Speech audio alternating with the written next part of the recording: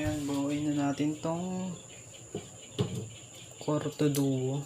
Corto Duo. Ayan, Corto Quad. Corto Quad pala.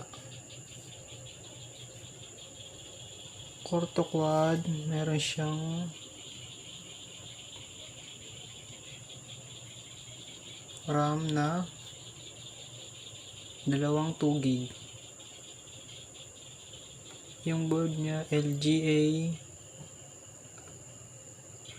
775. Yan.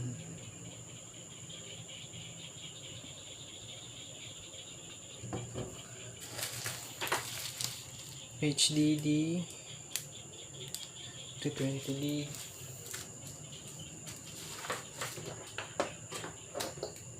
Yung lalagay kong video card sa kanya. Ito.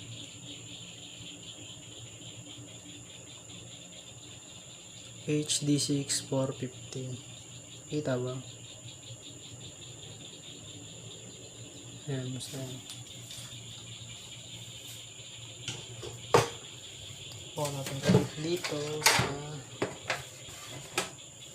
piece na to. Bago lang to. Kakabili ko na kanina. Kuha natin sabi.